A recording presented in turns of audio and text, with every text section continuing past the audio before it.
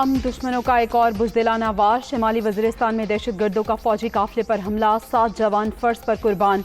वतन के मुहाफिजों का मुंह तोड़ जवाब, फायरिंग के तबादले में 4 हमलावर हलाक।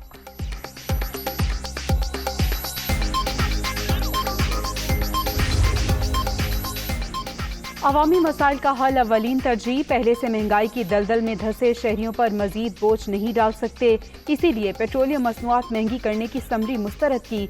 वज़ीर आज़म का इत्तेहादी रहनुमाओं और अरकान असम्बली के एजाज़ में इफ्तार डिनर से खिताब।